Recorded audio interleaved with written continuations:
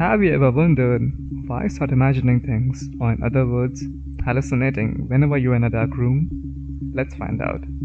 Eyesight is so vital. It's right up there with movement and our ability to move, to generate, to get up out of chairs and to walk and to run and to take care of ourselves. Eyesight and movement are the main ways that we are able to take care of ourselves and take care of others. For years, people have asked, why do people get visual hallucinations? Hallucinations are a property of the visual system, and it was always thought that hallucinations arise because of overactivation or activation of certain aspects of the visual system. I just briefly want to mention a paper that was published by my good friend and phenomenal scientist and physicist, for that matter, Chris Neal, who's up at the University of Oregon in Eugene.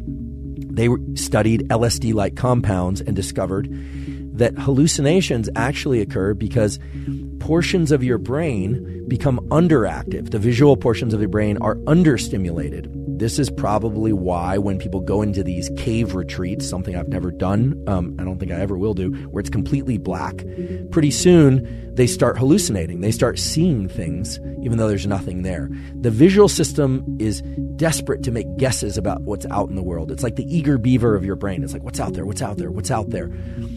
Even in low to no vision people, blind people, their brain is going to be making guesses about what's out there in the auditory world. What sounds are there? What touch sensations are there? For sighted folks, it's going to be what's out there in terms of light. Light is the dominant way. Vision is the dominant way that we evaluate the world around us. So it turns out that hallucinations are an underactivation of the visual system and then a compensation by which the visual system creates activity and hallucinations. So if you're in the dark long enough, you start to hallucinate and see things. So that's a little note about hallucinations. One of the things that you can do to improve your vision, and it's also kind of fun, is to put a Snellen chart in your home. This is something that's not often mentioned, but your performance on the Snellen chart will vary depending on time of day, because your level of fatigue and your ability to control that accommodation and other mechanisms of the eye muscles will vary. So you can take it as an average.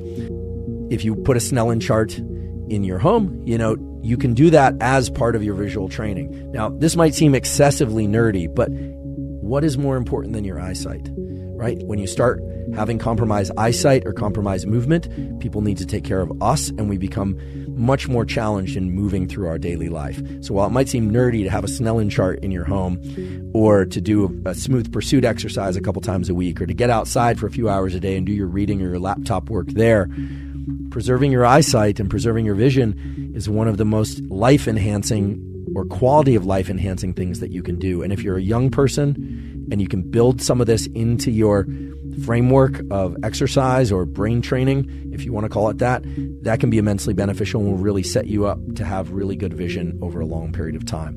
If you found this video useful, make sure to like, share, and subscribe. It really helps me to stay motivated. Until then, see you later.